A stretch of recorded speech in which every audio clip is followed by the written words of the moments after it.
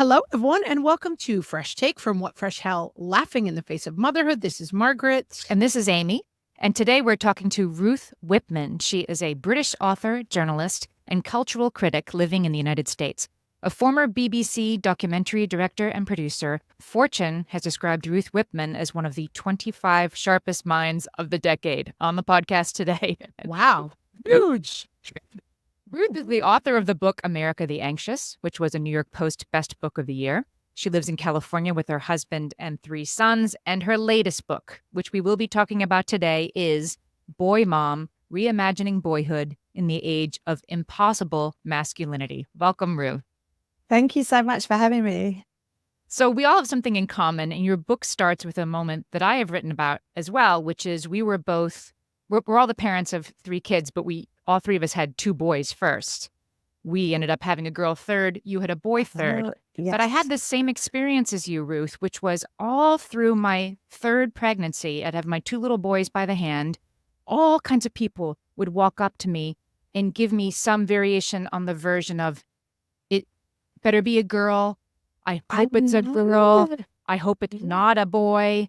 I know what you're going for. I know why you're pregnant.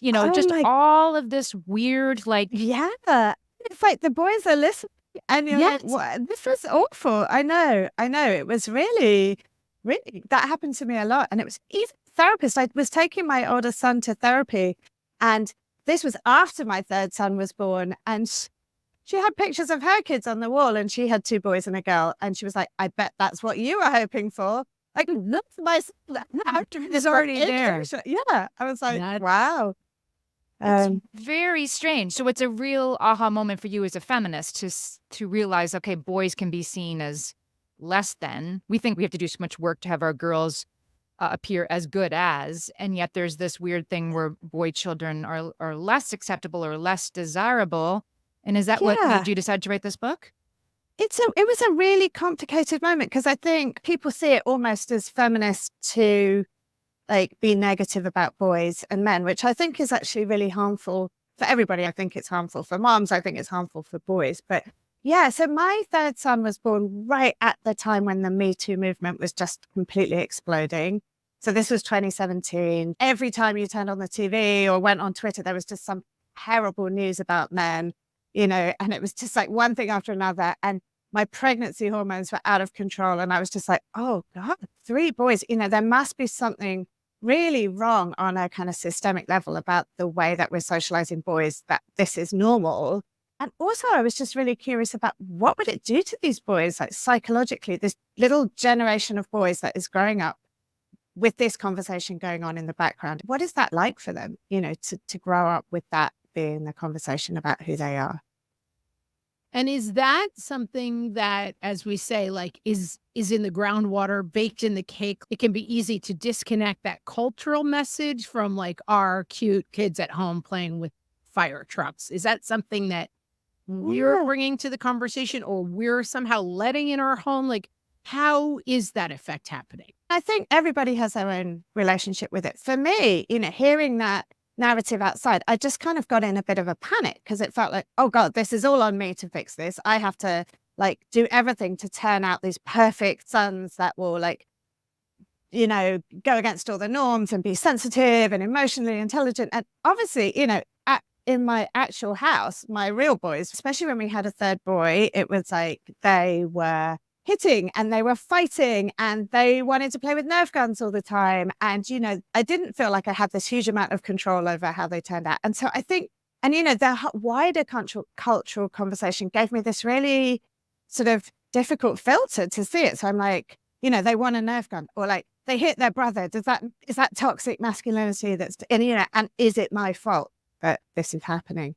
And so I think for the book, I wanted to really sort of dig into it in a very honest way and just be like, there are so many contradictions. There are so much complexity. We don't have as much control as we think we have. We have some, and there are things we can do.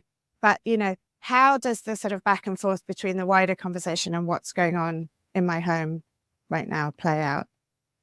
When I was a young adult, there was a book called Iron John that was really big in the Oh, 90s. yes. And it was all about, like, men need other men, and they have to go into the Yes. woods and, Yeah. do wolf howls around the campfire, Yeah. and ladies, we don't get it, right? We really need each other. And you Yeah. talk in the book about how the books that are out there about raising boys, some of them, have in the Yeah. past been sort of like, "Moms, you don't get this. Like, stay out of this. This is not work that's for you to do." And what was your sort Yeah. of response to uncovering that? I really feel that. And it's like parenting books, but it's also something in the kind of wider culture as well that I often hear sort of men say things to me like, oh, boys need this, or you probably don't understand, but boys need more like physical roughhousing or wrestling, or, boy, it's almost this sense of like, back off, lady, this is so momentous, boyhood and masculinity is this very important thing that you couldn't possibly understand. It's got a little snip of that. And there have been great books written by women about boyhood, but I hadn't found anything that kind of brought everything together, the personal, the political, the cultural piece, and, and just sort of listened to boys as well. And so that's why I felt there was a gap in the market. I just wanted something that would look at all of it and look at it honestly, I felt like there were a lot of parenting books where it's just like, do these 5 things and you will have the ideal child that, that you've always dreamed of. And it's just like, well, that wasn't happening in my house, that's for sure. And so, I wanted something that felt a bit more honest and real. And you talk about how the flip side of that, like hyper masculinity and Yeah. you wouldn't understand, is that it sometimes robs boys of things they also need. Yeah. In terms of emotional connection, ability to make friendships. So talk a Yeah. little bit about that piece of it. Yeah. So I think this has been really invisible because, when we talk about sexism and gender stereotyping, we often look at what the harms are to girls, like the kind of toxic messages. And it's almost like we want to socialize girls more like boys. So teach them STEM skills and teach them to be brave and assertive and courageous and be superheroes. And there's so much material, like if you're raising a girl, if you go to the bookstore, it's like strong and mighty girls, girl superheroes, be a Supreme Court judge, be a scientist. But what boys are missing out on is kind of invisible. And that is these like relational, social, and emotional skills. And so I remember once going to the bookstore with my sons and I saw this magazine. I write about it in the book. There was this magazine that was like so obviously aimed at like tween girls, and it had like pink sparkly cover and it had a friendship bracelet giveaway on the front and all this bits. And so it was like my boys are like obviously like looking away really hurriedly, like I can't possibly be associated with that. Hurts their eyes. But yeah, it had their eyes.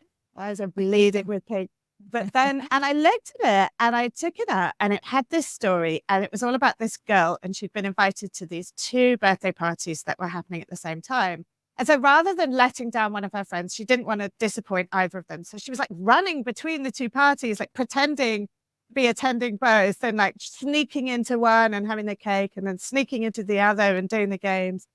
And it was this like tale of emotional labor, this like really overall. And I related to it, but I was thinking, my boys will never read a story like that with a boy as the main character. They will never, read a story where the narrative is like driven by people and emotions and friendships, because all their stories are about battles and competition and violence and adventures. And it's like, those things are great, nothing wrong with them. But, those sort of, that idea that you're a person who has to track the needs of other people and be in community and think about other people's feelings, those skills are really fundamental to human connection, and boys are missing out on them. And we're not really even seeing that as a problem. And I think it becomes circular because we don't really value what women value as a culture.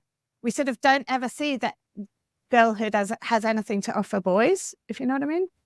The point you make in the book, Ruth, that really was eye-opening to me is that we encourage girls to break free of stereotypes. We encourage parents of girls to raise them to subvert stereotypes and raise them without the stereotypes we might have. And then we don't do the same thing for boys at all. We don't encourage boys to subvert the masculine idea of what it is to be a friend or what it is to care about people. That's not something that we ask them to question. You be like a boy, and girls, you be more like boys, I guess, and then also be a girl.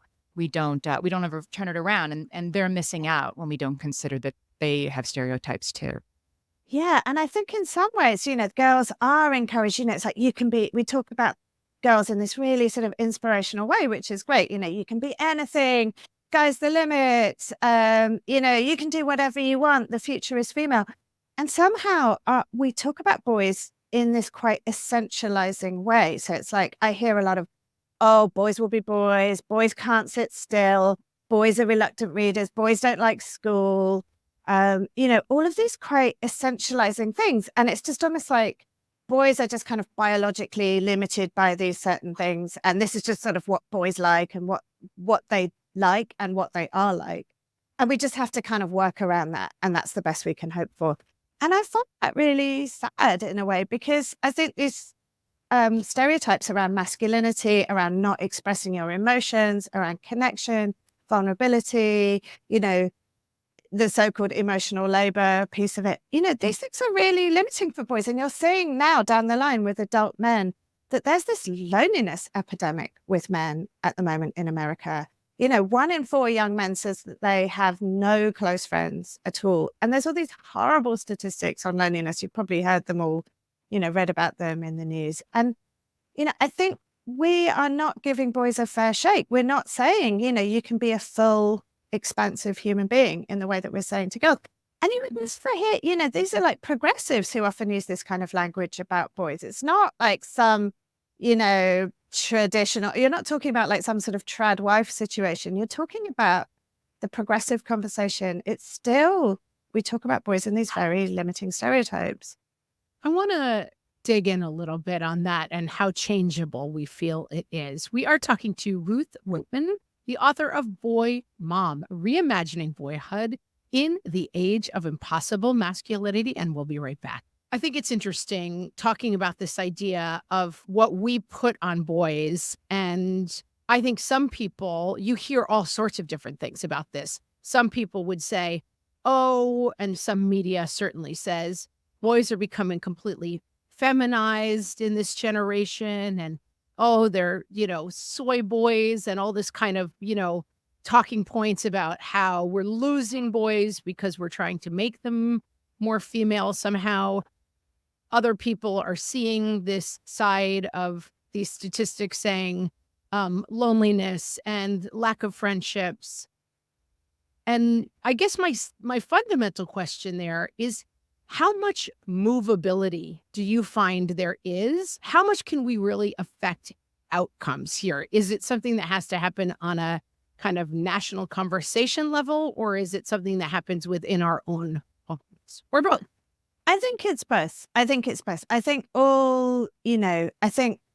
that parents, and we can do a lot in the home to change norms and to sort of open things up for boys. And I think a lot of it is about kind of naming the problem, seeing the problem for what it is, seeing the stereotypes, because sometimes they're really invisible. And, I spent 4 years working on this book and looking at these things, and they still kind of pass me by, and I'll be like, oh yeah. And then I'll sort of think back to something and think, oh yeah, that's quite sexist or limiting. And it's quite invisible in the culture. And I think we have to do it at all levels. We have to be having conversations like these. We have to be working within our own homes.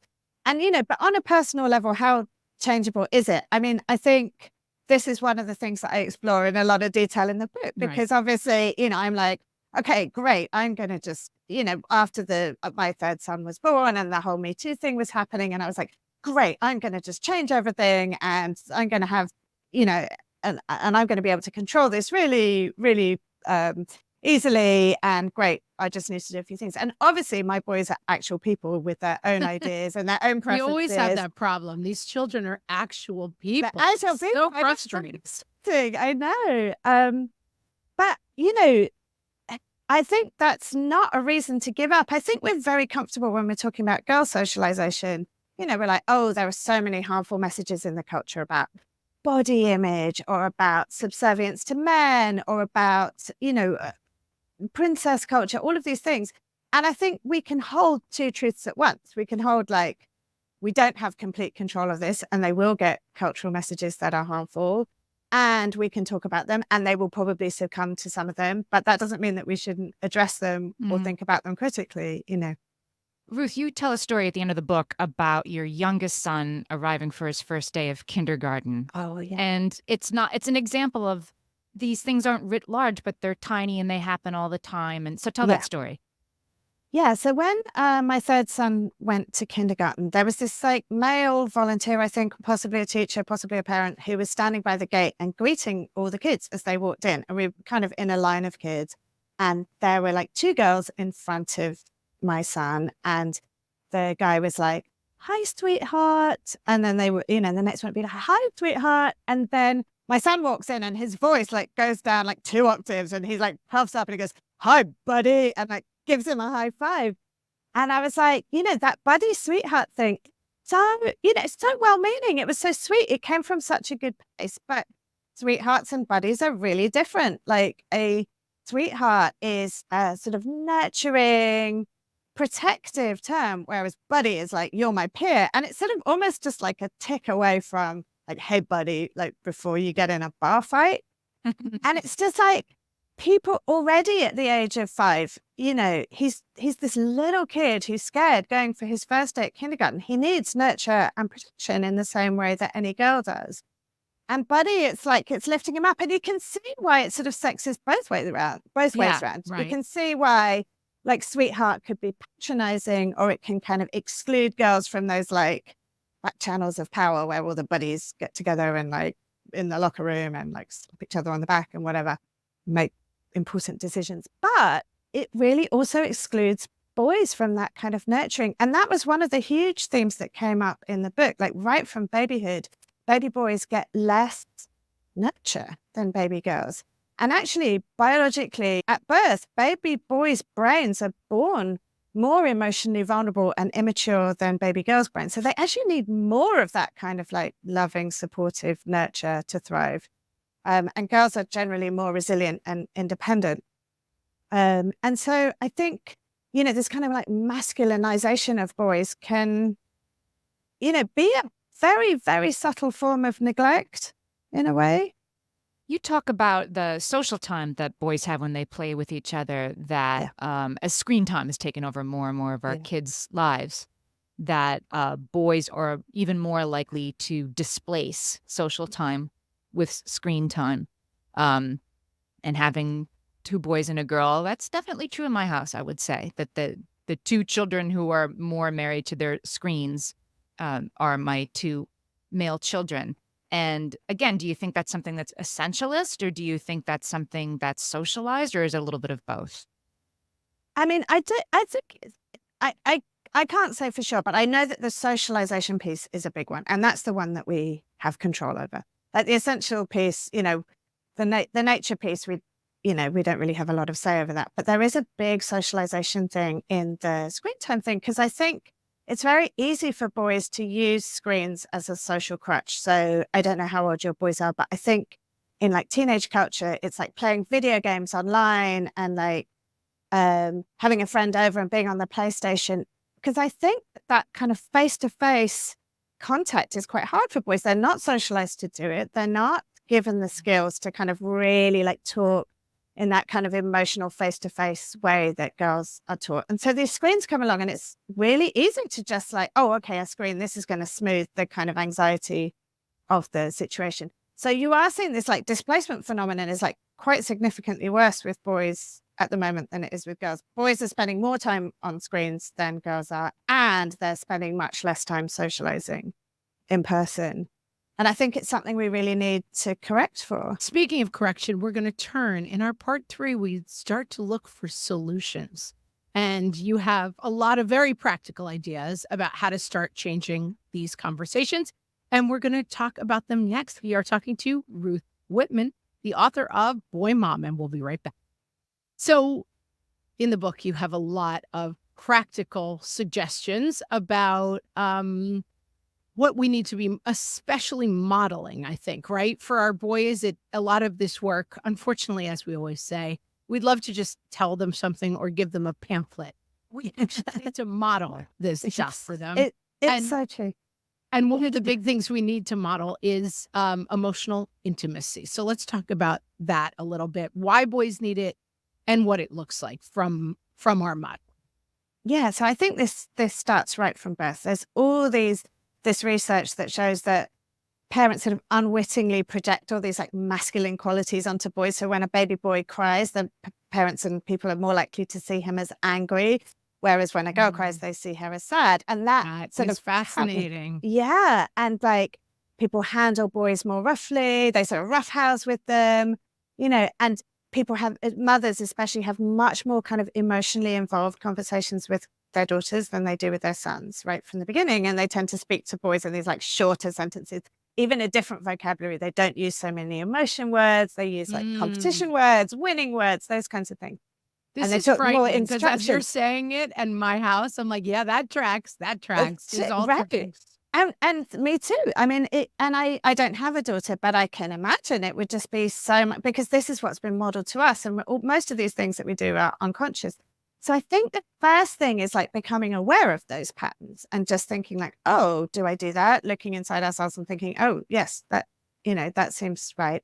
And then trying to correct for it. So I think really engaging with boys about their emotions, which means listening to them. And I think, especially in this time of this sort of the culture wars, and it's sort of like, oh, you don't want to listen to any of boys' problems because, they're so privileged and actually we should be listening to girls. But it's really about hearing what they actually say, empathizing with them, talking to them about feelings, using that emotional vocabulary, exposing them to role models of good friendships and relational stuff between boys and men. So whether that's in life or in art, art being, books, TV shows, movies, and just sort of keeping this all in mind. And then the other thing is just kind of nurture. As I say, I think it's subtle, but there's like a real measurable difference in the kind of like nurturing care that baby boys and young boys get and young girls get. It's like we tend to see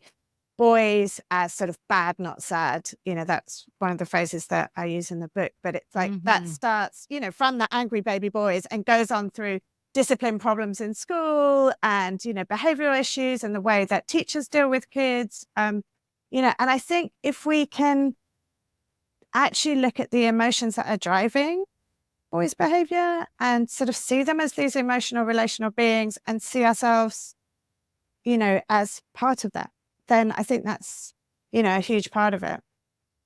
There's a quote from this book that I put in bold because I loved it so much. She said, "I'm willing to be annoying in service of this project." And the project that you're talking about is sort of questioning, now, why is the boy not the one who can, be the good friend to the girl who's lonely? That you question the little things and you're willing to be annoying. You're willing to have your kids sort of roll your eyes at you. Kind of like you become a bit of an eye roll with all this stuff. And, my mom was like a feminist in the 70s and 80s. And, there was a lot of conversation about, that's sexist. And, I couldn't have Barbies and I couldn't have pink and all of that. And I'm not that extreme with my boys, but I think it's like calling these things out, like just naming them. We were watching The Babysitter's Club on Netflix the other day. I don't know if you know that series. And it's like, all the babysitters are girls and they sort of say quite a lot of negative things about boys just in passing.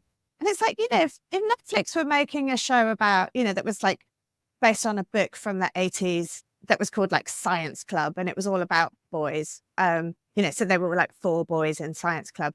In the like 2023 or 24 reboot of it, there would be some girls in Science Club.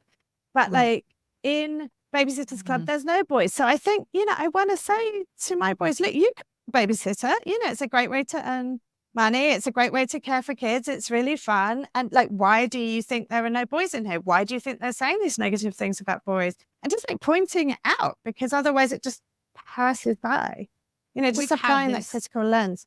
I really like that approach because it feels, sometimes when you have these conversations, it feels like, well, someday all of society will change or we'll just be stuck here. And those kind of conversations feel to me very accessible. Yeah. I'm definitely having conversations about gender and expression that I never had as a child with my kids because the world changing and the conversations are changing. But also just modeling that you are available to question things, I think is so smart for kids in such a wide range of areas because it says, I'm not even sure the answer, but let's ask this question together about Yes. whether this role is correct.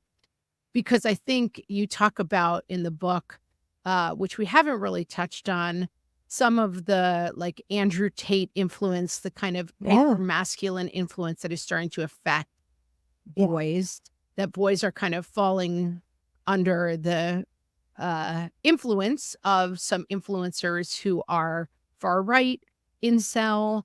And I think one of the solutions is the constant willingness to have conversations about masculinity and what it looks like. Because if you don't have them, these conversations are going to come to you at some point, because I don't know many boys who haven't at some point come home and said, actually, what if the world is this other way? Oh, absolutely. And you can understand why they think that. It's like, why don't we have Men's History Month? Or, what? And, it's a complicated time to be a boy. It's like they didn't know the history. They weren't there for the whole history of patriarchy and oppression against women. And I think it's like we've got to treat those conversations kindly. I think it's, that I think that you can kind of panic and be like, well, shut up, that isn't open for debate and, a good thing. And I think we should listen to those feelings. I think it probably is quite hard right now to be a boy and hearing about everybody else's like marginalized experience and not your own. And we have to give them the context and help them to understand why it's happening like that. But also I think there is a space for their feelings as well. The point this book makes so many ways so well is that it's an oppressive system for everybody, that the status quo, that the boys will be boys and you don't play with dolls. That's not what you want, buddy. You have to come over here, and the girl doesn't get to play in the train corner, whatever. That is something that's harmful to everyone, and including our boys. Absolutely. They might need a hug once in a while, right? Yeah. I mean, like, supporting boys is a huge part of it. Right. That everybody, that boys too get to be who they want to be, get to question what it means to be masculine, get to throw out the old rules, just like girls do. So this isn't like, make sure your boys are thinking of the other marginalized and oppressed people around them at all times and feeling bad about it. That's the opposite of what you're saying. It's saying like, let boys be who they want to be, just like we want for the rest of us. Yes, absolutely. And I think that is a much more psychologically healthy way to grow up. So if we don't want boys to like harm other people, then, we need to give them a healthier and more connected upbringing. Ruth, tell us where our audience can find you, find the book, and find more about all the things that you talk about. So the book is called BOYMOM, Reimagining Boyhood in the Age of Impossible Masculinity. It's available anywhere you buy books. My website is ruthwhipman.com. I have 2 P's in Whippman. And I write a Substack where I write, you'll find my other writing, which is called I Blame Society, which you can find on Substack.